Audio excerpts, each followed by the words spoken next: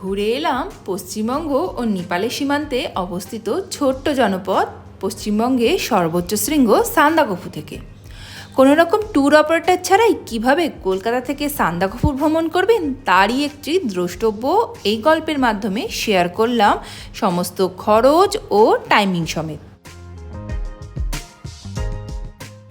কলকাতা থেকে উত্তরবঙ্গগামী ট্রেনগুলোর মধ্যে দার্জিলিং মেলকেই বেছে নিয়েছিলাম আমরা। রাত 10:10 শিয়ালদা স্টেশন থেকে ছেড়ে পরদিন সকাল 8:10 এনজেপি স্টেশনে পৌঁছে গেলাম। রিটায়ারিং রুমে একটু ফ্রেশ হয়ে বেরিয়ে পড়ুন যত তাড়াতাড়ি সম্ভব। শেষ। আমরা এনজেপি পৌঁছে গেছি। পেছনে গাড়ি আছে, এটা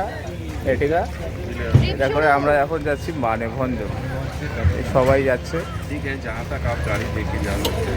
মানেভঞ্জন পৌঁছে ওখান থেকে কি বুক করবো জানি না, ল্যান্ড রোভার বলে।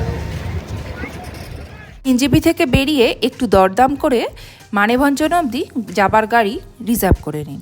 আমরা যেহেতু দলে 5 জন ছিলাম তাই আমরা গাড়ি রিজার্ভ করে নিয়েছিলাম, কিন্তু আপনি চাইলে শেয়ার কারেও যেতে পারেন। সেক্ষেত্রে আপনাকে যেতে হবে এনজেপি থেকে সুখিয়াপকড়ি এবং সুখিয়াপকড়ি থেকে মানেভঞ্জন। এখানে বলে রাখা ভালো, যত তাড়াতাড়ি আপনি এনজেপি স্টেশনে পৌঁছাবেন আপনার হাতেও টাইম তত বেশি থাকবে, কারণ দুপুর 1টার পর মানেভঞ্জন থেকে ওপরে যাওয়ার গাড়ির পারমিশন আর দেওয়া হয় না। তাই আমরাও যত তাড়াতাড়ি সম্ভব বেরিয়ে পড়লাম মানেভঞ্জনের উদ্দেশ্যে। আর ব্রেকফাস্ট সেটা না হয় তোলা থাকলো রাস্তার ধারে কোনো এক গুমটির জন্য। ঘুম স্টেশনকে ডায়ে রেখে এগিয়ে চললো আমাদের গাড়ি মানেভঞ্জনের দিকে, আর ডান দিকে গেলেই পেয়ে যাবেন শৈলশহর দার্জিলিংকে। যেহেতু আমাদের ট্রিপটা ছিল মার্চ মাসে, তাই প্রকৃতি ঢেলে সাজিয়েছে রডোডেনড্রন দিয়ে রাস্তার দুই পাশে। আপনার দেখতে দেখতে মন ভরে যাবে, কিন্তু চোখ ভরবে না। আর উপরি পাওনা পাইন বন তো আছেই।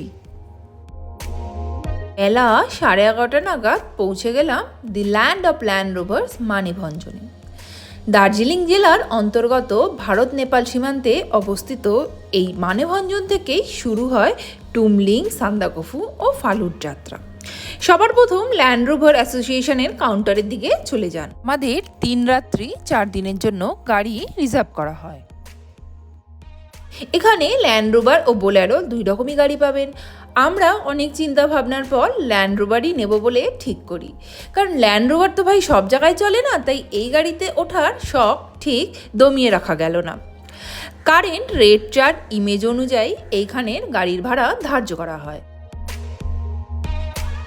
গাড়ি বুকিং হয়ে গেলে গাড়ি বুকিংয়ের পার্টি নিয়ে চলে যান পুলিশ ভেরিফিকেশনের জন্য।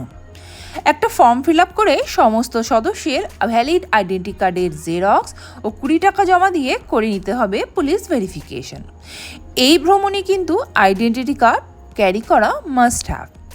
যাত্রা শুরুর পূর্ব মুহূর্তে সিঙ্গলিলা ন্যাশনাল পার্কের চেকপোস্ট থেকে আমাদের 3 রাত্রি 4 দিনের পারমিট ও টিকিট করে নিতে হলো। প্রত্যেক সদস্যের মাথাপিছু পড়ল 120 টাকা ও গাড়ির জন্য পারমিট করাতে লাগলো 400 টাকা।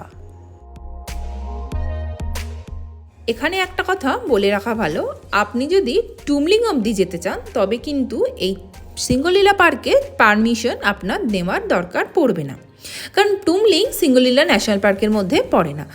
আমাদের যেহেতু লাস্ট ডেস্টিনেশন সান্দাকফু ছিল, তাই আমাদের দরকার পড়েছে এই পারমিশনের। ব্যাস, তারপর আর কি, কিছু খাবার ও জল কিনে রওনা হয়ে গেলাম টুমলিংয়ের উদ্দেশ্যে। পাহাড়ের সৌন্দর্য উপভোগ করতে করতে পৌঁছে গেলাম আমাদের প্রথম স্টপ চিত্রেতে। চিত্রেতে দেখে নিন চিত্রে মনেস্ট্রি। ওই যে লাল রঙের যে সাইনবোর্ডটা দেখতে পাচ্ছেন, ওটা কিন্তু ভারত নেপাল সীমান্ত। সীমান্তের ওই পারের বাড়িগুলো নেপালে আর রাস্তাটা ভারতে। এই ভারত নেপাল সীমান্তে চু কিতকিত খেলতে খেলতে পৌঁছে গেলাম আমরা নেপালে অবস্থিত চিত্রে মনেস্ট্রিতে।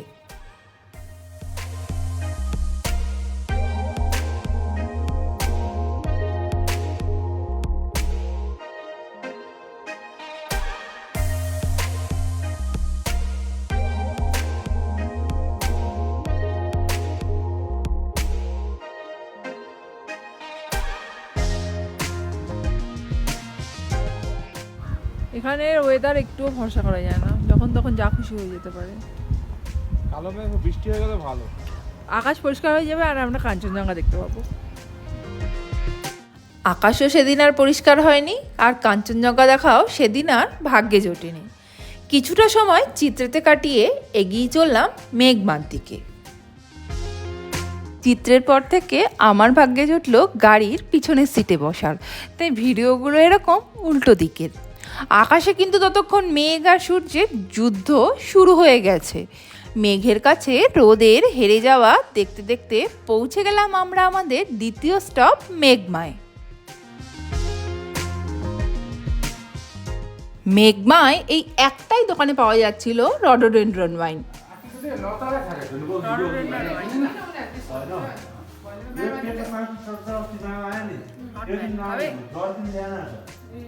লোকালসদের থেকে আগেই জেনে নিয়েছিলাম যে কোথায় গেলে পাবো ভালো রডোডেনড্রন ওয়াইন।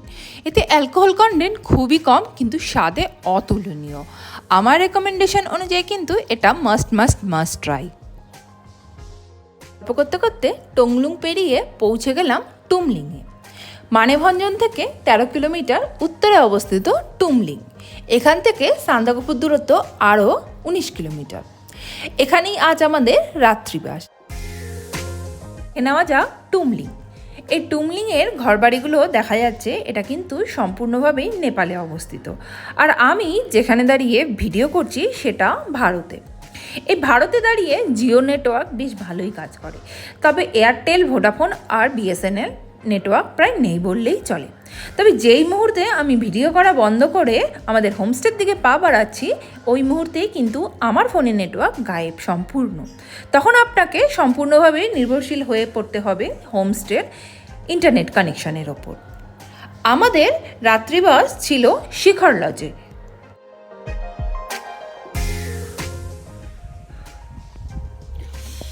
এখন আছি টুমলিংয়ে।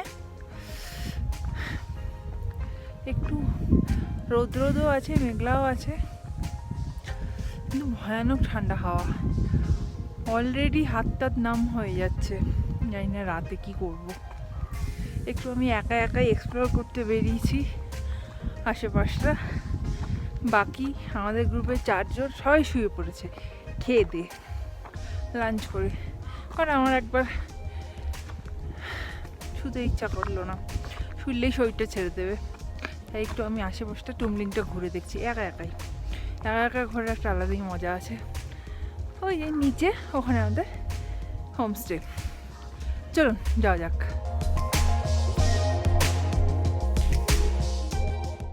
আপনি চাইলে একদিনেই পৌঁছে যেতে পারেন এনজেপি থেকে সান্দাকফু, তবে আমাদের অ্যাক্লোমাটাইজড হতে একটু সময় লাগছিল। সেই জন্য আমরা ভেবেই রেখেছিলাম একদিন টুমলিংয়ে হল্ট নেব। আমরা ছিলাম শিখর লজে। এখানে রুম সার্ভিস, অ্যাম্বিয়েন্স, স্টাফেদের ব্যবহার, খাবার সব কিছুই এক কথায় ছিল অতুলনীয়।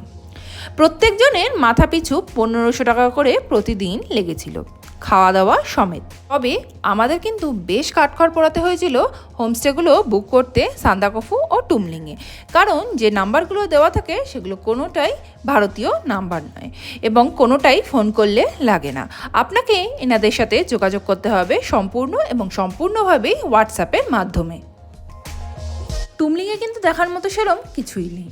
একটা ছোট্ট মনেস্ট্রি, ভারত নেপাল সীমান্ত বরাবর রাস্তা, একটা মোমোর দোকান যেখানে কিনা ম্যাগিও পাওয়া যায়, আর কয়েকটা হোমস্টে। তবে রোজকার একঘেয়েমি জীবন থেকে যদি একটু বিরতি চান আর আমার মতো নির্জন পাহাড় খুব ভালোবাসেন, তাহলে কিন্তু টুমলিং আপনাকে আসতেই হবে।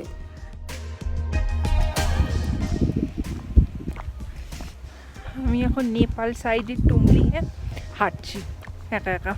ভীষণ ভালো লাগছে, বেশ ঝলমলে রোদ উঠেছে। কাঞ্চনজঙ্ঘাটা দেখা যাচ্ছে না এখান থেকে। আমাদের হোমস্টের যারা স্টাফ তারা বললো যে আজকে সকালেই নাকি কাঞ্চনজঙ্ঘা দেখা গেছে। এখান থেকে একদম সোজাসুজি কাঞ্চনজঙ্ঘা দেখা যায়। এই জন্যই এত ঠান্ডা হাওয়া। রোদ উঠেছে বলে অতটা ঠান্ডা নেই, বাট হাওয়াটা খুব কন করে।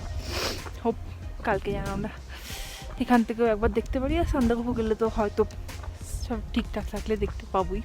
এখন আপাতত কিচ্ছু দেখা যাচ্ছে না, একটু হেঁটি একাই।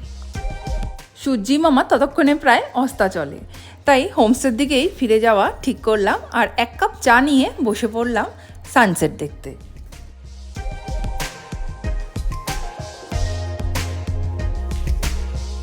দিনটা শুরু হলো সকাল 6টা থেকে। সানরাইজ তো অলরেডি মিস করেই ফেলেছিলাম, কিন্তু কাঞ্চনজঙ্ঘার প্রথম দর্শনটা মিস করলাম না শুধু আর শুধুমাত্র তন্ময়ের টাকাটাকিতে। পড়ি করে কোনো রকমে উঠে চলে এলাম কাঞ্চনজঙ্ঘা দেখতে। আর এসে যা দেখলাম সে তো ভাষায় প্রকাশ করা যাবে না। তার সিকিভাগও মনে হয় আমার মোবাইলের ক্যামেরায় ধরা পড়েনি। আর সাথে কনকনানি ঠান্ডা হাওয়া। একদম, কিন্তু আমরা ভিউটা পেয়েছি, খুব ভালো লাগছে। ফাইনালি উঠে ঘুম থেকে ওঠা সার্থক। আপনারাও আসুন, দেখুন। খুব বাজে সঞ্চালনা। আমার কাজ না ওটা।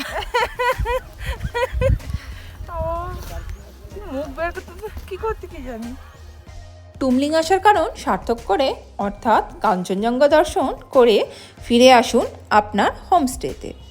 ব্রেকফাস্ট করে সকাল 9টার মধ্যে বেরিয়ে পড়ুন সান্দাকফুর উদ্দেশ্যে। এখানে আমরা সিঙ্গলিলা ন্যাশনাল পার্কের পারমিশন আর একজনের আধার কার্ড দেখিয়ে এন্ট্রি করিয়ে চললাম পাহাড়ের চড়াই উতরাই ও সবুজ সৌন্দর্য দেখতে দেখতে। খুব শীঘ্রই আবার আসছি পরবর্তী পর্বে সান্দাকফু ভ্রমণের সমস্ত খুঁটিনাটি নিয়ে। ততক্ষণের জন্য সাথে থাকুন, ভালো থাকুন, নমস্কার।